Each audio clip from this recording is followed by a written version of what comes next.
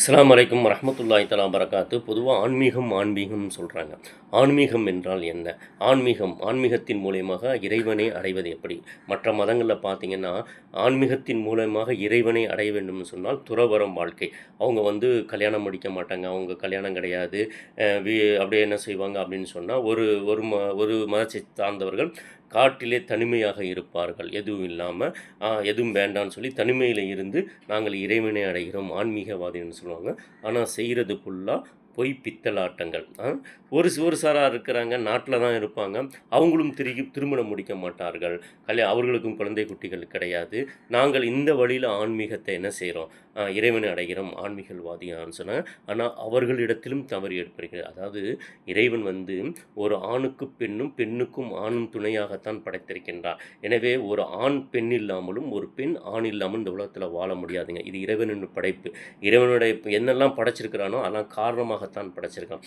எனவே ஒருத்தன் சொல்லுகிறான், நான் ஆண் ஒருவன் சொல்கிறான் நான் பெண் இல்லாமல் வாழ முடியும் என்று சொன்னால் அவன் பொய் சொல்கிறான். ஒரு பெண் சொல்லுகின்றால் நான் ஆண் இல்லாமல் வாழ்வேன் என்று சொன்னால் அவளும் பொய் சொல்கிறான். இன்றைக்கி எத்தனையோ வீடியோக்களை பார்க்குறோம். ஆன்மீகவாதிங்கிற போர்வையில் அனாச்சாரங்களை பண்ணுறார்கள், விபச்சாரங்களை பண்ணி கொண்டிருக்கின்றார்கள். இந்த வீடியோக்களை நம்ம பார்த்து கொண்டிருக்கிறோம். எனவே இஸ்லாம் என்ன சொல்கிறதுனா, ஆன்மீகம் என்பது இறைவனை அடைந்து கொள்ள வேண்டும் என்று சொன்னால் நீங்கள் குடும்பத்தின் மனைவியின் திருமணம் முடியுங்கள், பிள்ளை குட்டிகளை பெற்றுக்கொள்ளுங்கள், குடும்பத்தோடு இருந்து உறவுகளோடு இருந்து நீங்கள் என்ன செய்ய வேண்டும், இருந்தால்தான் நீங்கள் என்ன செய்ய முடியும், என்ன இறைவனை அடைய முடியும், ஆன்மீகத்தை அடைய முடியும் என்பதாக அல்லாஹ்வும் ரசூலும் நமக்கு சொல்லி காட்டுறாங்க. அதாவது பொதுவாக ஒன்று எடுத்துக்கொள்ளுங்க, நம்ம அல்லாஹ்வை அடைய வேண்டும், நான் ஆன்மீகவாதியாக இந்த உலகத்தில் வாழ வேண்டும் என்று சொன்னால், இறைவனை பொருத்தத்தை நான் பெற்று வாழ வேண்டும் என்று சொன்னால் எல்லோருடைய நிலை என்னென்னா, எல்லா நிலைகளிலும் அல்லாஹ் என்னை பார்க்கிறான்.